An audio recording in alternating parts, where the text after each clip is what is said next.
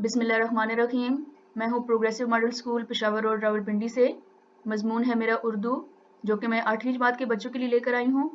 आज मैं उनके लिए लाई हूँ गज़ल नंबर 2, जो कि ख्वाजा हैदर अली आतिश की है। ख्वाजा हैदर अली आतिश का मुख्तसर तारुफ करवा देती हूँ। नाम हैदर अली और तखल्लुस आतिश था। आप फैसलाबाद लखनऊ में पैदा हुए। उनके वालिद का नाम ख्वाजा अली बख्श था, जो दिल्ली के एक मुअज़्ज़ज़ ख़ानदान से ताल्लुक़ रखते थे। शुजाउद्दौला के अहद में दिल्ली छोड़कर फैज़ाबाद आ गए थे। अभी आतिश सगीर सिन थे कि वालिद वफ़ात पा गए, इसलिए उनकी तालीम तरबियत बेहतर तरीके से ना हो सकी। आतिश ने नवाब मिर्ज़ा तकी ख़ान की मुलाजमत इख्तियार कर ली। उनके साथ लखनऊ आ गए। शायरी में मसफ़ी की शागिर्दी इख्तियार की। आपके अपने हम असर शायर इमाम बख्श नासिक से कई अदबी मार्के हुए।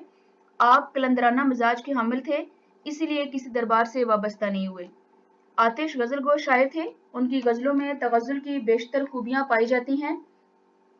वो भी अपने ज़माने के दीगर शुरा की तरह शायरी को शायराना सनाई, मरसाकारी और अल्फाज की नगीनाकारी कहते थे। ताहम आतिश के यहाँ आमियाना और सोकियानापन दिखाई नहीं देता, जो उस वक्त के लखनवी शुरा के कलाम में जा बजा नजर आता है।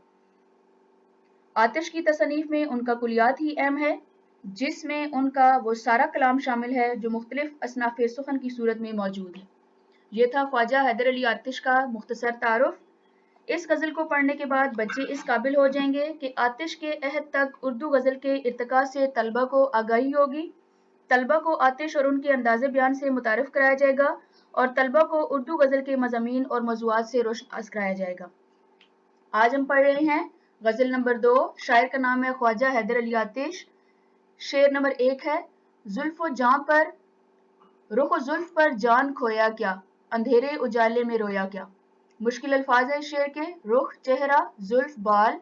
मफ़हूम है शेर का, मैं अपने महबूब के चेहरे और जुल्फ़ों का असीर हो चुका हूँ, इसलिए मेरे मुकद्दर में रात दिन का रोना ही है।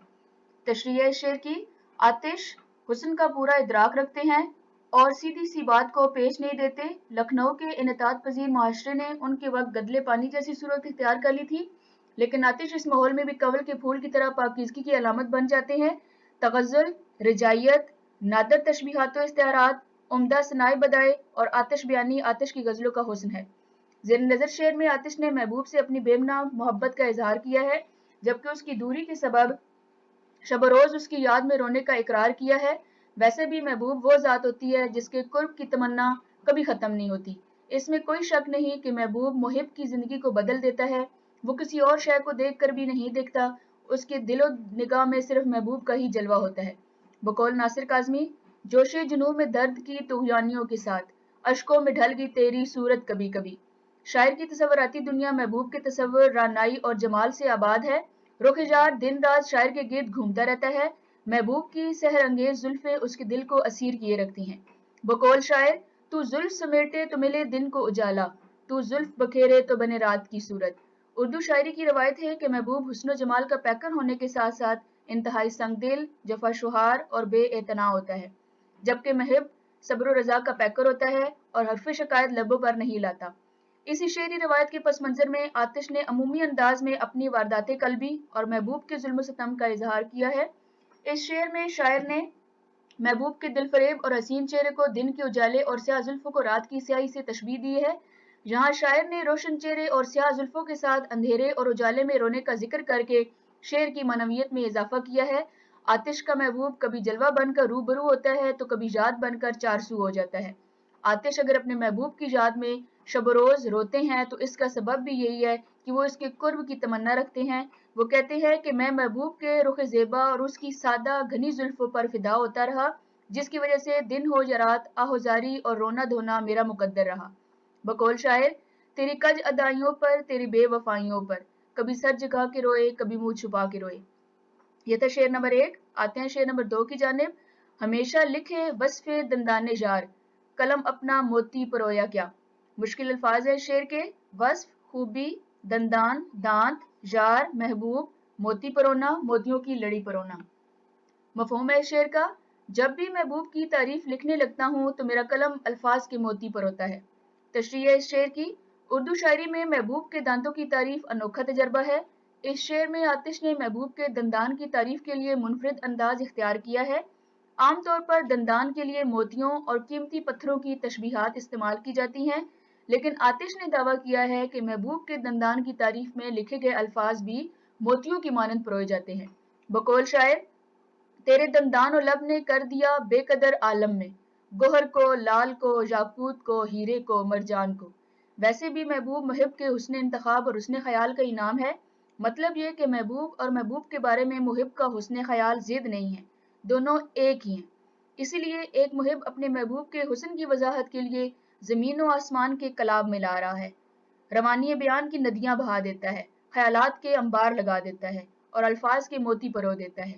یہی سبب ہے کہ آتش کا قلم اپنے محبوب کے دندان کی تعریف میں الفاظ کی آمد کا سلسلہ ختم نہیں ہونے دیتا اور وہ الفاظ کو موتیوں کی مانند پروتا چلا جاتا ہے۔ بقول شاعر: یہ شاعر ہے الہی یا مصور ہمیشہ ہے کوئی، نئے نقشے نرالی صورتیں ایجاد کرتے ہیں۔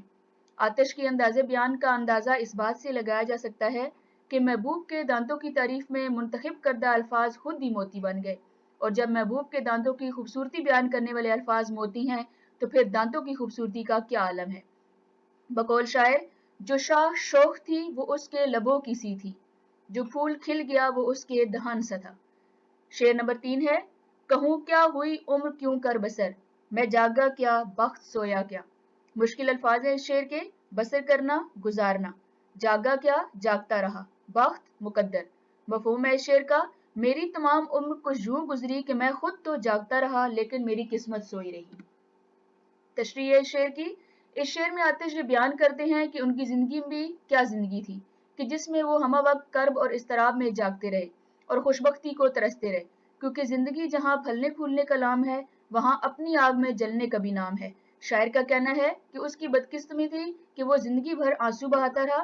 اگرچہ آتش کے مزاج میں ایک درویشانہ بے نیازی موجود بھی ہے، پھر بھی ان کی شاعری میں جگہ جگہ قسمت و تقدیر کی شکایت موجود ہے۔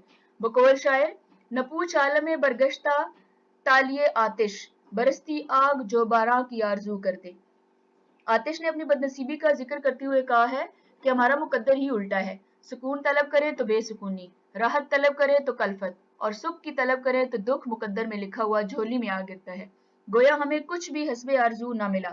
بقول شاعر: میں نے چاند ستاروں کی تمنا کی تھی، مجھ کو راتوں کی سوا ہی کے سوا کچھ نہ ملا۔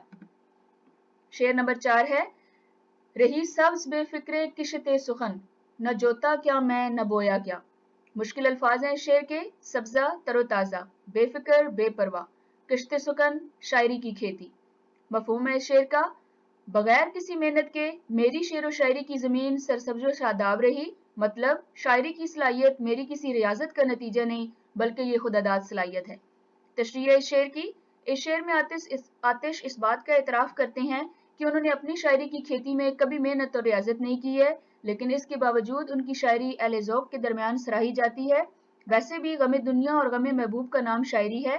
آتش نے بچپن گزارا، تعلیم و تربیت سے دوری رہی، زمانے کے مصائب سہے اور ٹھوکریں کھائیں۔ بقول میر: مجھ کو شاعر نہ کہو میر کے صاحب ہم نے، درد و غم کتنے کیے جمع تو دیوان کیا۔ اس لیے آتش کہتے ہیں کہ میری شاعری میں جو حسن اور روانی ہے میرے غموں کا رد عمل ہے، اور یہ غم مجھے محبوب اور زمانے کی جانب سے ملے ہیں۔ دراصل بعض لوگ محبوب کے ہجر و فراق اور زمانے سے ملنے والی محرومیوں کو اپنی ذات کا حصہ بنا لیتے ہیں اور ان پر مایوسی کے بادل چھا جاتے ہیں۔ شاعر کے حسن و جمال سے نغمے تخلیق کرتے ہیں جس سے ان کی شاعری کا چرچا ہے۔ شاعر کو اس کاوش کے لیے خاص کرب سے بھی نہیں گزرنا پڑتا، جو اپنے احساسات کو بغیر کسی محنت کے لفظوں میں ڈھالتے ہیں۔ بقول شاعر: ہائے یہ حسن نظر، وائے یہ رعنائی فن، ہم تو بھوکے ہیں مگر کھیت ہے شاداب اپنا۔ شعر نمبر 5 ہے: برہمن کو باتوں کی حسرت رہی، خدا نے بتوں کو نہ گویا کیا۔ مشکل الفاظ ہے شعر کے: برہمن ہندو پنڈت، حسرت خواہش، گویا کیا بولنے کی صلاحیت، بت مجسمہ مراد محبوب۔ مفہوم ہے شعر کا: برہمن کو خواہش کے باوجود اللہ تعالیٰ نے ان کے بتوں کو بولنے کی طاقت نہ دی۔ تشریح شعر کی: تشریح طلب شعر میں برہمن کو محب اور بتوں کو محبوب کے لیے بطور استعارہ استعمال کیا ہے۔ انہوں نے شکوہ کیا کہ ایک برہمن کی طرح انہوں نے پوری عمر اپنے محبوب کی پوجا کی ہے، لیکن اس کے برعکس محبوب نے ہمیشہ ان سے بتوں کی طرح بے حسی اور لا تعلقی روا رکھی ہے۔ شاعر نے لفظ بت محبوب کی بے اعتنائی اور سنگدلی کے لیے بطور استعارہ استعمال کر کے یہ بتانے کی کوشش کی ہے جس طرح بت احساس سے عاری ہوتا ہے، اس پر کسی التجا اور فریاد کا ذرا بھی اثر نہیں ہوتا، اسی طرح محبوب بھی بے حسی اور بے اعتنائی کا مظاہرہ کرتا ہے۔ یعنی یہی خیال مومن خان مومن نے یوں بیان کیا ہے: کیوں سنے عرض مضطرب مومن، صنم آخر خدا نہیں ہوتا۔ اردو شاعری کی روایت کے پس منظر میں اس شعر کی وضاحت یوں کی جا سکتی ہے کہ محب وادی عشق میں قدم رکھنے کے بعد محبوب کے نظر عنایت کا خواہش مند ہوتا ہے، اس کے ہر ظلم و ستم کو خندہ پیشانی سے برداشت کرتا ہے، لیکن حرف شکایت لبوں تک نہیں لاتا۔ میرا محبوب کبھی بھی مجھ پر نظر کرم نہیں کرتا، میری چاہت اور خلوص کو خاطر میں نہیں لاتا، بے نیازی اور بے حسی کا مظاہرہ کرتا ہے، گویا محبوب پتھر کے بے حس بت کی طرح ساکت اور خاموش رہتا ہے اور کبھی بھی محب کے اظہار محبت کا مثبت جواب نہیں دیتا۔ شعر نمبر 6 ہے: مزہ غم کے کھانے کا جس کو پڑا، وہ اشکوں سے ہاتھ اپنا دھویا کیا۔ مشکل الفاظ ہیں شعر کے: مزہ لطف، اشک آنسو، ہاتھ دھویا کیا ہاتھ دھونا۔ مفہوم ہے شعر کا: غم عشق کھانے کا مزہ جس کو پڑ جاتا ہے پھر اس کی تمام عمر روتے ہوئے گزر جاتی ہے۔ تشریح شعر کی: اس شعر میں آتش نے نہایت خوبصورتی سے ہاتھ دھونے اور کھانے کا آپس میں جو تعلق ہے اسے غم اور آنسو کے تعلق سے برتا ہے۔ اصطلاح میں یہ عادت لفظی کہلاتی ہے، جس کا خوبصورت استعمال شعر کو زیادہ پرتاثیر اور دلکش بنا دیتا ہے۔ جہاں شاعر غم کو زندگی کی ایک اہم حقیقت قرار دیتے ہیں کہ انسان کی زندگی غموں سے عبارت ہے، غم روزگار، غم جانا، غم مرگ اور غم فراق ایسے دکھ ہیں جو ہر حال میں انسان کو برداشت کرنے پڑتے ہیں اور صبر کے سوا اس کے پاس کوئی راستہ نہیں ہوتا۔ بقول شاعر: پی جا ایام کی تلخی کو بھی ہنس کر ناصر، غم کو سہنے میں بھی قدرت نے مزہ رکھا ہے۔ شاعر کہتے ہیں کہ جب کسی شخص کو دنیا کی بہاروں سے کوئی حصہ نہ ملے تو ساری عمر خزاں کا سامنا کرنا پڑتا ہے اور دکھ برداشت کرنے پڑتے ہیں، تو دکھوں اور غموں کی زیادتی میں ایک وقت ایسا آتا ہے کہ انسان غم کا خوگر ہو جاتا ہے، گویا غم انسان کی فطرت میں شامل ہو جاتا ہے۔ بقول شاعر: رنج سے خوگر ہوا انسان تو مٹ جاتا ہے رنج۔ شعر نمبر 7 ہے: زنخدہ سے آتش محبت رہی، کنویں میں مجھے دل ڈبویا کیا۔ مشکل الفاظ ہیں اس شعر کے: زنخدہ ٹھوڑی کا گڑھا، ڈبویا کیا ڈوب گیا۔ مفہوم ہے اس شعر کا: اے آتش، مجھے محبوب کی زنخدہ سے محبت رہی اور اس کی محبت و الفت کے بدلے میں میرے دل نے مجھے دکھ و غم کے کنویں میں ڈبو دیا۔ تشریح شعر کی: آتش نے محبوب کے ظاہری نقوش کی تعریف کرتے ہوئے کہا ہے کہ محبوب کے ہر انداز دل کو بے قرار اور بے قابو بنا کر رکھ دیتا ہے، وہ جس انداز کے ساتھ سامنے آئے سحر انگیز ہے۔ محبوب کے دلکش اور دل فریب چہرے پر تبسم کے وقت ٹھوڑی پر جو گڑھا بن جاتا ہے، اس کی چاہ میں غوطہ زن رہتا ہوں کہ میرا دل گویا محبوب کی ٹھوڑی میں اٹک کر رہ گیا ہے۔ بقول شاعر: دل ہوا اس پہ یوں فدا انجم، جیسے کم بخت میرا تھا ہی نہیں۔ اس شعر میں آتش اپنے محبوب کی ٹھوڑی کے خم سے گہری وابستگی ظاہر کر رہے ہیں۔ وہ اعتراف کرتے ہیں کہ ان کا دل اب ان کے پاس نہیں ہے بلکہ اسی زنخدہ میں ڈوب چکا ہے۔ محبت کرنے والوں کے لیے تو محبوب کا حسن تشبیہ اور استعارے سے بے نیاز ہوتا ہے۔ بقول شاعر: اسے تشبیہ کا دوں آسرا کیا، وہ خود ایک چاند ہے پھر چاند سا کیا۔ شاعر نے زنخدہ کو کنویں سے تشبیہ دی ہے کہ جس طرح انسان پانی کے کنویں میں گر جائے تو اس کے لیے باہر نکلنا مشکل ہوتا ہے، اسی طرح میرے دل نے مجھے محبوب کی ٹھوڑی کے گڑھے میں مشغول کر دیا ہے اور مجھے ارد گرد کی دنیا کا کوئی ہوش نہیں رہا۔ گویا شاعر محبوب کے حسن و جمال میں گم ہو کر اس دنیا سے بیگانہ ہو گیا ہے۔ بقول شاعر: جس بھی فنکار کے شاہکار ہو تم، اس نے صدیوں تمہیں سوچا ہوگا۔ یہ تھے اس غزل کے اشعار کی تشریحات۔ اب آتے ہیں اس غزل کے مشقی سوالات کی جانب۔ سوال نمبر 1 ہے: شاعر نے ہمیشہ کس کے وصف لکھے ہیں؟ جواب ہے اس کا: شاعر نے ہمیشہ اپنے محبوب کے دانتوں کے وصف لکھے ہیں، کیونکہ شاعر سمجھتا ہے کہ محبوب کے دانتوں کو صرف موتیوں کی لڑی کہہ دینے سے ان کی خوبصورتی کا حق ادا نہیں ہوتا۔ محبوب کے دندان کی تعریف میں منتخب کردہ الفاظ خود ہی موتی بن گئے ہیں۔ سوال نمبر 2 ہے: شاعر کی عمر کیسے بسر ہوئی؟ جواب ہے اس کا: شاعر کی عمر اس طرح بسر ہوئی کہ وہ جاگتا رہا اور اس کا نصیب سوتا رہا۔ ناکامیوں نے شاعر کا پیچھا نہ چھوڑا، دکھ برداشت کرتے ہوئے ساری عمر گزر گئی اور اسے احساس ہی نہ ہوا، بد نصیبی نے ہمیشہ شاعر کو پریشان رکھا۔ سوال نمبر 3 ہے: شاعر نے اپنی کشت سخن کے بارے میں کیا کہا ہے؟ جواب ہے اس کا: شاعر نے اپنی کشت سخن کے بارے میں کہا ہے کہ وہ ہمیشہ سرسبز اور شاداب رہی، حالانکہ اس نے اس پر کوئی محنت اور ریاضت نہیں کی بلکہ وہ خدا داد ہے۔ سوال نمبر 4 ہے: برہمن کو کس بات کی حسرت رہی؟ جواب ہے اس کا: برہمن کو اس بات کی حسرت رہی کہ اس کے بت اس سے کلام کریں، لیکن اللہ تعالیٰ نے ان بتوں کو گویائی نہیں دی، وہ بے حس و حرکت اور بے جان تھے، پتھر تو پتھر ہی ہوتے ہیں۔ سوال نمبر 5 ہے، شاعر کا قلم کیا کام کرتا ہے؟ جواب ہے اس کا، شاعر کا قلم اپنے محبوب کے وصف بیان کرتے ہوئے موتی پروتا رہا ہے، اس کا ہر لفظ گوہر ہے، بقول شاعر، شاعری بھی کام ہے آتش مرسا ساز کا۔ سوال نمبر 6 ہے، مندرجہ ذیل تراکیب کے معنی لکھیں۔ الفاظ و تراکیب ہیں، وصف دندان یار، معنی ہے اس کا محبوب کے دانتوں کی خوبیاں۔ فکر کشت سخن، شاعری کی کھیتی کی سوچ یا آبیاری، یا اس کا دوسرا معنی ہے شعر موضوع کرنے کی فکر۔ سوال نمبر 7 ہے، در ذیل الفاظ کی متضاد لکھیں۔ جواب ہے اس کا، الفاظ متضاد، اندھیرا، اجالا، جاگنا، سونا، غم، خوشی، آگ، پانی۔ سوال نمبر 8 ہے، الفاظ کے معنی لکھیں اور جملوں میں استعمال کریں۔ الفاظ ہے وصف، معنی ہے اس کا خوبی، اور جملہ ہے درگزر کرنا اچھے لوگوں کا وصف ہے۔ الفاظ ہے بخت، معنی ہے اس کا مقدر، اور جملہ ہے شاعر کا بخت ہمیشہ سوتا رہا۔ برامن، معنی ہے بت پرست، برامن بتوں کی پوجا کرتے ہیں۔ زنخندہ، تھوڑی، شاعر محبوب کے زنخندہ کے عشق میں گرفتار رہا۔ آتش، آگ، آتش عشق کسی طرح ختم نہ ہوگی۔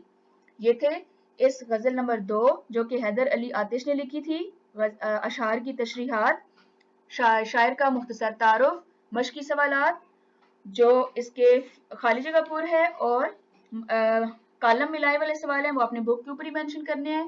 جہاں رہیں خوش رہیں، اپنا بہت سا خیال رکھیں۔